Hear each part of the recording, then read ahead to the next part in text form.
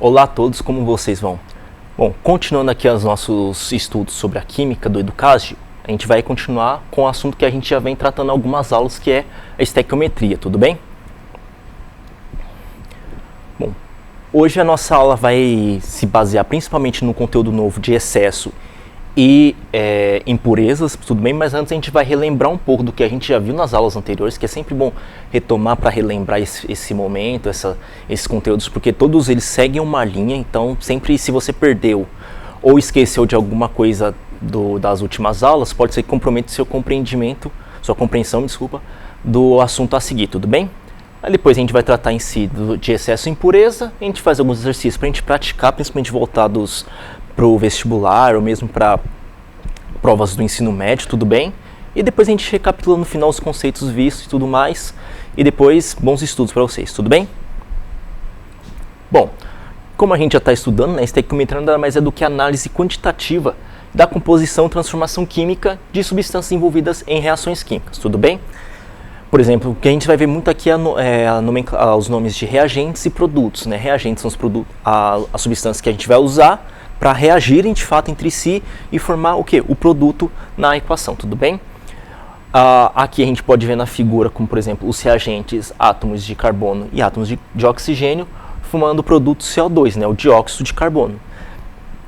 A gente pode ver inclusive nessa balancinha aqui uma coisa que é muito importante da estequiometria, que é o que? O balanceamento, né? Que a gente vai retomar depois as leis ponderais, que a gente vai entender como o que a gente vai ter de reagentes a gente tem que ter igualmente do outro lado em produtos. Então se a gente tem átomos de carbono e oxigênio entre os reagentes, a gente vai ter que ter esses mesmos átomos e na mesma quantidade do lado dos produtos, tudo bem?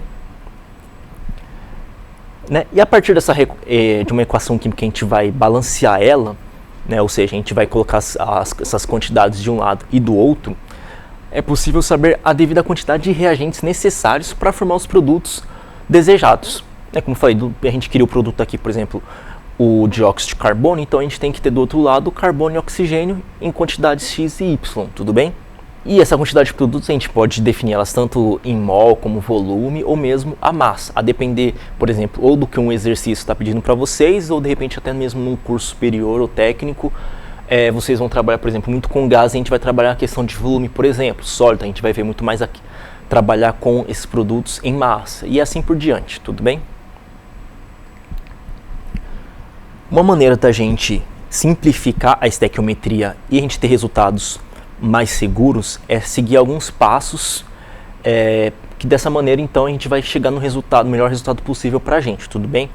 Esses passos visam o quê? Facilitar a vida tanto do estudante quanto de quem está pensando em concurso público e de qualquer outro exercício, prova ou mesmo para a vida que a gente vai precisar de usar a estequiometria. Pense nisso sempre, por exemplo, como numa receita, tudo bem? Aqui, nesse exercício, primeiro a gente vai o quê? Balancear a reação química. Né? Balancear o quê? Como eu falei, de um que a gente tem de um lado, a gente tem que ter do outro, na mesma quantidade. Então, desse jeito, a gente monta a nossa equação química e balanceia ela.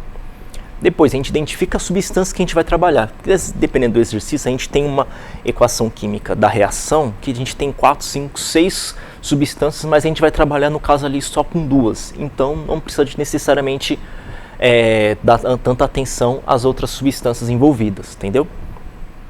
Por fim, a gente monta a regra de 3, como que o exercício está pedindo, converte as unidades, caso necessário, que às vezes o exercício dá a massa de uma das substâncias em quilo e a outra em miligramas, aí tem que converter para a unidade a melhor ser trabalhado, às vezes o exercício pede uma unidade específica, aí tem que converter a unidade que você tem para que o exercício quer, e assim por diante. E no fim, calcula a regra de 3 aí bonitinho, tudo bem?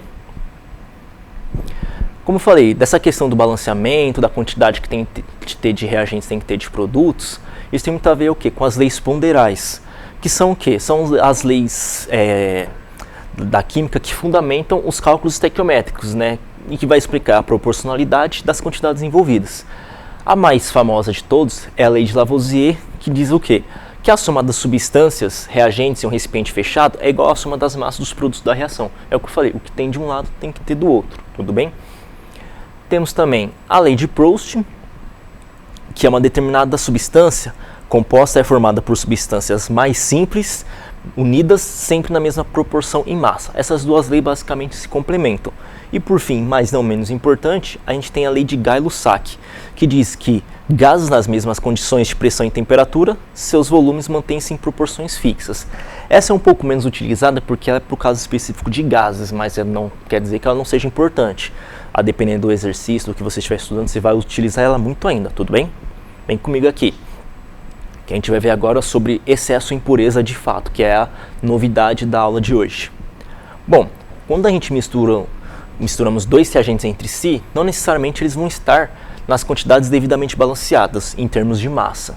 Ou seja, às vezes você vai precisar de fazer uma mistura, por exemplo, na sua casa, de sal e água, você quer uma quantidade X ali de água com sal. Só que às vezes você coloca então um pouco mais desse sal do que o necessário. Então, por exemplo, vai acabar tendo excesso de sal ali na sua água com sal. De uma analogia bem simplificada, seria isso, né? Isso acontece por quê? Porque quando a gente calcula exercício, muitas vezes a gente pensa só no lado teórico. Na teoria a gente vai ter ali uma reação com a quantidade devida tanto do reagente A quanto do reagente B. Mas numa experiência da vida real, não é bem assim. A gente pode até chegar perto, mas a gente nunca vai ter uma substância de fato 100% pura. Muitas vezes porque são processos trabalhosos, são processos caros. Então, muitas vezes para uma indústria, por exemplo, convém continuar trabalhando com um reagente que não é 100% puro, mas que a impureza dele, no caso, por exemplo, não vai atrapalhar o resultado final também. Tudo bem? E muitas vezes ali ele coloca também, na questão do excesso, ele coloca muitas às vezes mais de um reagente, porque na hora que juntar com outro reagente, esse outro reagente, por exemplo, que tem uma menor quantidade, ele já vai limitar a reação por si só, que a gente vai ver logo menos aqui também. Como eu falei, numa experiência real, isso quer dizer o quê? Que sempre vai ter sobra de um dos reagentes. Natural isso, normal, isso acontece muito na indústria, na área da pesquisa também. Essas substâncias que sobram entre os reagentes, a gente chama elas de quê? De reagentes em excesso. Como o próprio nome diz, é o que vai sobrar, excesso, que tem a mais. Já que a gente tem um reagente em excesso, a gente também vai ter o quê? O reagente limitante, que é a substância que vai ser totalmente consumida nessa reação. Quando o reagente limitante é consumido inteiramente, a reação simplesmente para, porque o outro reagente não tem mais com que ele reagir, tudo bem? Mesmo que ainda exista essa quantidade exorbitante de outro reagente, se necessário. Ainda assim, acabou o reagente limitante, parou ali a reação. Ou seja, a gente leva a concluir que o reagente limitante é quem vai definir a quantidade final do produto a ser formado. E como visto anteriormente, a maioria dos sistemas da natureza são misturas. Lembra das aulas de sistemas que a gente falou de misturas, de substâncias puras simples, substâncias compostas? Então, a maioria desses reagentes, a gente está falando realmente essa mistura em si, ou seja, ele não está 100% puro, ele tem outras substâncias ali envolvidas. Muitas vezes são substâncias que não vão interferir no resultado final da nossa reação, né? A gente não vai interferir no produto, então é tolerável que essa impureza esteja ali no meio, tudo bem? Esse fato leva o que? A necessidade de purificar os reagentes, como em alguns casos industriais ou de pesquisa, porém nem sempre é possível ter um reagente com 100% de impureza. Como falei, muitas vezes é um processo caro, muitas vezes é desnecessário, visto os custos dele. Então, se não tem interferência no produto, não tem por que investir tanto dinheiro para purificar um reagente, se não vai interferir no resultado final, tudo bem? E como consequência, o valor da massa de um reagente dificilmente vai reagir em sua totalidade. Então, se a gente tem 5 quilos, por exemplo, de açúcar, 99%, por exemplo, desse açúcar é açúcar de fato e tem aquele 1% ali de impureza que, se você for considerar os 5 quilos num exercício, você vai estar dando uma margem um pouco maior do que tem de açúcar de fato. Então, é basicamente isso. Como eu falei, sempre vai haver um percentual de impurezas juntas. E nesse tipo de caso, a gente considera o quê? Que essas impurezas não reagem com os outros reagentes, ou seja, a gente chama elas de inertes, tudo bem? Bom, agora a gente vai trabalhar os exercícios aqui para a gente então ver na prática como é que funciona essas questões de excessos, impureza e tudo mais. Bom, trouxe aqui o primeiro, exercício da Federal do Rio Grande do Sul, na qual ele diz assim: o gás hilariante, que é o NO2, pode ser obtido pela decomposição térmica do nitrato de amônio, que é o NH4NO3, estado sólido, conforme mostra a reação a seguir aqui embaixo. A reação já está balanceada, tudo bem, a gente pode ver o exercício, ele dá ela balanceada, pode até conferir, muitas vezes é bom em uma prova e tal, se você tem tempo, conferir, e não é uma lista de exercício da escola, do dia a dia ou do cursinho, você também conferir até para você pôr em prática a sua habilidade em balancear. Ele fala assim, se de 4 gramas do nitrato de amônio obtivemos 2 gramas de gás hilariante, podemos prever então que a pureza do sal é da ordem de, aí ele dá algumas alternativas com quantidades de percentuais ali, que é o que a gente vai ter que descobrir então o que? A pureza do sal, tudo bem? Aí agora a gente vai passar aqui para outra lousa onde a gente vai resolver esse exercício aqui na mão. Bom, continuando nosso exercício aqui da Federal do Rio Grande do Sul, nesse caso foi um exercício que já foi bonzinho, que ele já deu nossa equação aqui devidamente balanceada, mas caso queiram conferir para o desencargo de consciência, no exercício, principalmente que estiver praticando ali uma lista em sala de aula, eu recomendo, tudo bem? Que a gente pode ver que ele já dá, temos 2 nitrogênios aqui no reagente e 2 nitrogênios aqui no produto. Temos 4 hidrogênios no reagente, se a gente ver ali temos 2 vezes 2, 4 nos produtos também. Oxigênio 3, e a gente tem 1 aqui, 2 ali, 3, tudo bem? Devidamente balanceada. Bom, lembra que eu tinha falado daquele passo a passo onde a gente falava separa as substâncias que você vai precisar? Então, é para o caso de quando a gente não precisa de todas as substâncias envolvidas numa reação, como vai ser o nosso caso aqui, que a gente não vai precisar de utilizar essa água presente aqui na equação. Então a gente vai utilizar só o nosso reagente, que a gente tem aqui 1 mol dele e 1 mol do nosso gás do riso, tudo bem? Bom, aqui eu também já trouxe para vocês os dados das massas de cada um desses átomos presentes, né, nitrogênio, hidrogênio e oxigênio, na qual o nitrogênio são 14, a massa do hidrogênio é 1 e do oxigênio é 16, tudo bem? Se a gente somar todas as massas aqui envolvido no nosso reagente, nós chegamos a 80. Enquanto que o nosso gás hilariante, ou gás do riso, vocês podem encontrar também com essa outra variação de nome, ele dá o que? Temos 2 nitrogênios, né? 14 mais 14, 28 mais o oxigênio, e temos aqui então 44. Isso numa quantidade ideal, tudo bem? Temos aqui então 80 gramas do nosso reagente para formar as 44 gramas do nosso produto. O exercício também deu a quantidade que temos aqui de reagentes e a quantidade que ele formou de produto. Então temos 4 gramas de NH4NO3 formando 2 gramas de NO2. Tudo bem? NO2 não, desculpa, aqui está errada a informação. É N2O. Temos 2 nitrogênios ali. Ele está pedindo o que? A pureza do sal, que é o nosso NH4NO3. Tudo bem? Bom, então temos o que? 80 gramas para formar 44. A partir dessas informações aqui, né, a gente já passa aqui para a parte de baixo. Temos 1 mol aqui, a gente já utiliza essa informação. A gente está aqui, idealmente, contando 80 gramas para 44, certo? Então, a partir do que? A gente sabe que 80 gramas formou 44. Então, quanto a gente precisaria para formar 2 gramas? Então, a gente agora vai montar a nossa regrinha de 3, né? Então, a gente tem aqui 80 gramas do nosso sal formando 44 gramas do gás do riso. Então, quanto a gente precisa para formar 2 gramas? Então, a gente pode escolher uma letra para variável qualquer aqui. Eu vou escolher o x mais clássico de todos. A gente faz aqui a nossa regrinha de 3. 80 vezes 2, o que está multiplicando pelo x, a gente coloca ele embaixo, dividindo. Aí vocês podem utilizar, se estiver estudando e tiver com medo, pode utilizar a calculadora e tudo mais, mas aqui eu recomendo até para simplificar, por exemplo.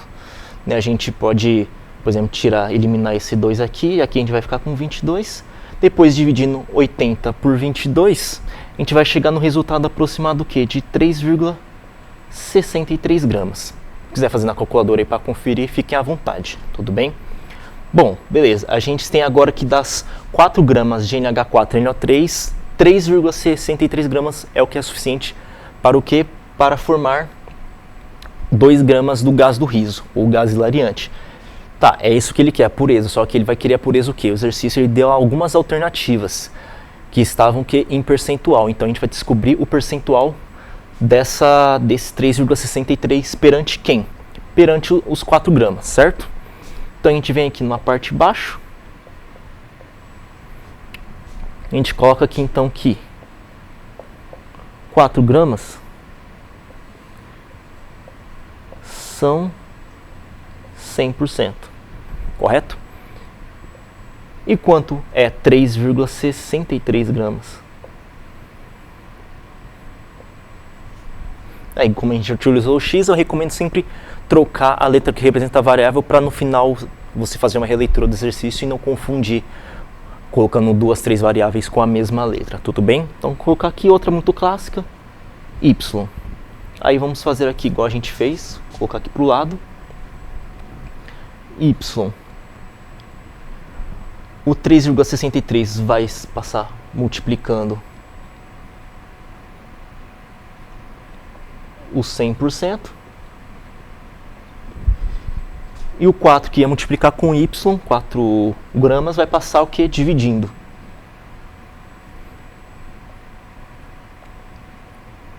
A gente pode cortar aqui para a gente ver qual vai ser a unidade final, né? Eu recomendo que nem eu fiz aqui anteriormente. A gente tinha, por exemplo, 3 gramas. Um G aqui, um G aqui, um G aqui. A gente pode cortar um aqui que a gente vai ficar só com a unidade de fato que precisa no final. Nesse caso aqui, a gente pode simplificar, por exemplo, dividindo o 4 com o 100%, que vai ficar 1 aqui. E aqui a gente fica com 25. É só fazer a nossa multiplicaçãozinha que a gente vai chegar ao quê? Num valor aproximado de 90%. Mais uma vez, se quiser confirmar numa calculadora aí, né, eu recomendo que a primeira vez tente fazer a conta manualmente e depois só use a calculadora de fato para confirmar.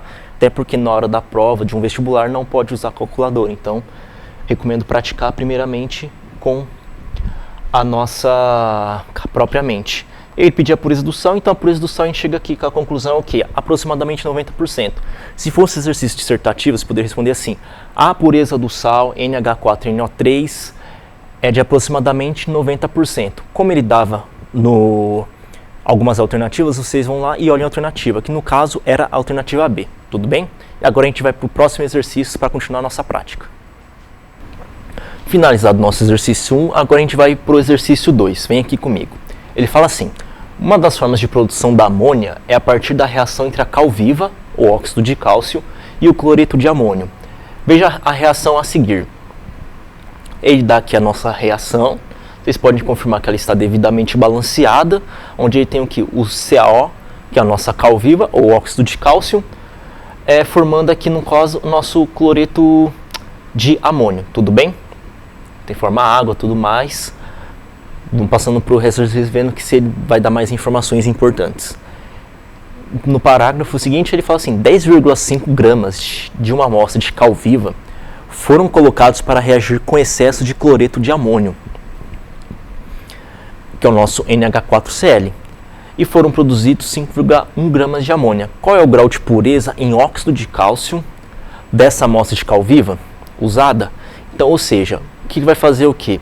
Ele te deu uma equação e você vai analisar, você monta ela, como está balanceada, qualquer coisa só confirma se você tiver com tempo durante uma prova ou estiver estudando aí, dá uma balanceada nela, qualquer coisa nem copia a parte balanceada, distribui a equação e balanceia você mesmo para ver se vai bater com o que ele já deu, tudo bem? E a partir disso você vai montar a equação, a gente vai pegar os dados de cada uma dos átomos, né, o valor de massa de cada um deles, e a gente vai continuar aqui nosso exercício, onde eu vou para a lousa calcular ele com vocês, tudo bem? Bom, retomando o nosso exercício aqui, ele dá a nossa equação, de novo, ele já dá uma equação balanceada, mas como eu falei, a gente pode confirmar ali, a gente tem, por exemplo, aqui 2 cloros aqui, 2 cloros lá, um Ca aqui e um Ca lá. Nitrogênios, temos 2 aqui, 2 ali também, na nossa amônia. Temos o que mais? Hidrogênio, temos aqui 4 hidrogênios aqui, a gente tem multiplicado por 2, então tem 8 aqui nos reagentes, ali a gente tem multiplicado por 3, 2 vezes 3, 6, então falta mais 2 que está ali presente na nossa água, e também o oxigênio, que a gente temos um aqui e um lá na nossa água também. Então, realmente devidamente balanceada a equação, podemos prosseguir com o exercício. Mais uma vez, a mesma questão do exercício anterior, onde a gente viu que nem todas as substâncias envolvidas na equação, né, dessa reação, a gente vai utilizar para resolver o exercício, tudo bem? Nesse caso aqui, a gente vai utilizar só o quê? A nossa cal viva e a nossa NH3 ali, tudo bem? A nossa amônia. O resto a gente pode, digamos nesse caso aqui, ignorar de fato para a gente ganhar tempo na resolução do exercício. Eu deixei aqui do lado mais uma vez os dados, onde o que? A gente tem de novo nitrogênio, hidrogênio e oxigênio, mas agora a gente também tem o Cl ali na equação. Nesse momento a gente pode até olhar que o Cl a gente não vai utilizar, mas né, sempre bom aqui deixar aqui do ladinho, anotar o número de massa de cada um, até para questões se acostumar a olhar as massas, alguns mais comuns a gente acaba se lembrando sempre, como do próprio nitrogênio ou do oxigênio. E, então já deixei aqui disponível aqui do cloro, que é 35,5, tudo bem? Bom, a gente vai utilizar então aqui a nossa cal viva, né, nosso CaO, e a nossa NH3 aqui. Então aqui a gente pode ver que na proporção a gente tem o quê? 1 mol, 2 mols. A gente pode até colocar aqui, apesar de não ser obrigatório, a gente pode colocar aqui só para relembrar, então tudo bem. A partir disso a gente então calcula o número de massa delas aqui. É que temos aqui, eu já deixei aqui disponível os números de massa, né, de cada um dos elementos envolvidos, até mesmo alguns que talvez a gente não utilize, como o Cl, mas sempre bom anotar quando você está ali estudando de fato, no dia a dia, na sua casa ou na escola, só para você, alguns elementos você acaba se acostumando com os valores dele, que são elementos que são mais comuns de caírem, como por exemplo o próprio nitrogênio, que é 14, ou do hidrogênio, que é 1, o oxigênio, que é 16 e assim por diante. No caso aqui a gente tem diferente, tem em relação ao exercício anterior, a gente tem na equação a adição tanto do cloro quanto do cálcio, né, onde o cloro tem 35,5 no seu número de massa, e a massa do cálcio é 40, tudo bem? No caso o cloro a gente nem vai utilizar no exercício, mas eu gostei da ideia de deixar ele aqui exatamente para vocês sempre retomarem e pensarem nisso daqui, que pode ser um exercício que de repente em algum momento ele te dê, você acha que não vai precisar e no final você precisa, tudo bem? Bom, a gente tem aqui a proporção de 1 mol para 2 mols, a gente vai aqui calcular então o número de massa. A gente tem o que? O Ca, que é 40, mais o nosso oxigênio, que é 16. Então, como a gente só tem um cálcio e um oxigênio, é só somar 40 e 16, que a gente vai ter o que? 56 gramas, né, necessários para formar os nossos produtos. Já o nosso NH3, né, nitrogênio, massa 14, temos 3 hidrogênios. Massa do hidrogênio é 1, então 14 mais 3 vezes 1, 17. Só que nós temos 2 mols aqui, então a gente multiplica por esses 2, que no caso aqui então a gente vai obter o que? 34. Tudo bem? E aqui, esse dado aqui que a gente tem aqui, que eu estou colocando na seta, é o que o exercício deu, né? Que é o exercício que ele dá aqui. Eu tenho 10,5 gramas de cal viva para formar 5,1 gramas de NH3, né? CaO se transforma em NH3. E aí que ele vai querer saber, então, né, quanto a gente vai ter de pureza aqui, nesse caso. Então a gente faz o quê? A gente precisa de 56 gramas para formar 34. E quanto a gente precisa, então, para formar esse 5,1? Porque esse daqui, ele é com impureza, né? Então a gente precisa de calcular o grau de pureza dele. Então 56 gramas, pensando num rendimento de 100%, e para formar 5,1 gramas, a gente tem aqui nosso X. Por exemplo, a gente vai colocar aqui, né, o 56,5.1, e o X está multiplicando 34, a gente passa ele dividindo, tudo bem? Coloca aqui as gramas, né? Como eu falei, inclusive no exercício anterior, sempre coloca as unidades, porque nesse caso aqui são iguais, mas quando às vezes é um exercício que tem muitas unidades numa equação, numa conta, então muitas vezes para você saber exatamente quais vão ter que sobrar no final, você coloca todas e corta sempre quando necessário e possível. Tudo bem, já cortei aqui, a gente sabe então que X é igual a 8,4 gramas. Tudo bem? Essa é a quantidade em relação a esses 10,5 de pureza da nossa cal viva, ou seja, de 10,5 gramas, que formou 5,1 gramas de NH3, apenas 8,4 gramas eram de fato de cal viva. Até aí, legal, a gente conseguiu um dado bacana, só que ele está pedindo o que? Nosso exercício pede essa pureza em percentual. Então aqui, basicamente, a gente vai fazer o que? A gente vai utilizar uma nova variável, usar aqui esse lado da lousa. A gente tem o que? 8,4 gramas e 10,5 gramas de cal viva. Na qual que esse 10,5 gramas é o 100% que a gente tem da massa total, certo? E a gente tem que 8,4 gramas é o nosso reagente de fato. E aí que a gente coloca aqui a variável y nesse caso. Então a gente tem o que? A gente vai colocar esse 8,4 gramas multiplicando por 100 e passa dividindo o que? O 10,5 que estava multiplicando com y. Tranquilos? Aqui, como foi mais uma vez aqui, a gente corta o G com o G do grama, que é o que a gente tem o que? A gente tem a unidade de massa, agora a gente tem a unidade percentual apenas, que é o que a gente vai precisar no exercício final. Aqui aí vocês podem escolher, vocês podem já dividir direto para alguns números, multiplica o 100 pelo 8,4, aí vai cada um, como cada um aprendeu sua matemática ou o que acha melhor e mais fácil. Como falei, depois a gente resolve aqui, pode confirmar e depois faz no papel com calma, depois confirma no calculador só para ter certeza e confiança na conta que fez, tudo bem? Bom, a gente multiplicando aqui 8,4 por 100 e depois dividindo por 10,5, a gente chega no resultado aproximado de o quê? De 80% de pureza da nossa cal. Ou seja, esses 10,5 gramas aqui, 80% dele é de CaO, ou seja, da nossa cal viva aqui.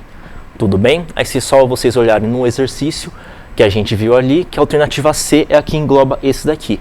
Se fosse um exercício, por exemplo, dissertativo, vocês poderiam colocar a porcentagem de pureza em relação à cal viva é de 80%. Tranquilos? Agora a gente vai para o nosso recapitulando aqui para nós finalizarmos nossa aula de hoje. Beleza, pessoal? Agora finalizamos o nosso segundo exercício, a gente vai para o nosso recapitulando aqui para a gente só retomar rapidamente as ideias vistas na aula de hoje e nas anteriores, tudo bem? Bom, primeiro que a estequiometria é uma análise quantitativa da composição das reações químicas que a gente está estudando. A gente temos as leis ponderais que fundamentam os cálculos estequiométricos, onde principalmente é a lei de Lavoisier e de Proust, onde a gente vai entender melhor o porquê que a questão da proporcionalidade, quantidade de massa existem dentro da reação química, e tem a lei de Gay-Lussac, que é mais voltada para os casos dos gases. Por fim, temos o passo a passo para ajudar a gente na realização da estequiometria, que é primeiro balancear a reação química, identificar as substâncias a serem trabalhadas. A gente viu isso hoje, né, nos nossos dois exercícios que trabalhamos. A gente tinha uma equação com várias substâncias, mas nem todas elas eram utilizadas, eram úteis para aquele exercício em si. A gente monta a nossa regra de 3, ou as regras de 3, né, nos dois casos, as duas reações, a gente precisava de montar mais de uma regra de 3 para chegar no exercício final. Converte as unidades caso preciso, por exemplo, nos exercícios de hoje a gente não precisou dessa parte. E por fim a gente calcula as regras de 3 para chegar no resultado que o exercício quer, tudo bem? Da parte específica de hoje que a gente trabalhou bastante, excesso de excesso de reagente e impureza que a gente foi falado, a gente vê o quê? Que as substâncias que sobram entre esses reagentes são chamadas de reagentes de excesso, enquanto que a substância que é totalmente consumida a gente chama de reagente limitante. E o valor total de uma massa de um reagente dificilmente irá reagir em sua totalidade, pois ali sempre haverá um percentual de impurezas naquele meio ali. Muitas vezes essas impurezas são inertes, ou seja, elas não participam da reação, elas não interferem no produto final. Tudo bem? Eu desejo a todos ótimos estudos e até uma próxima.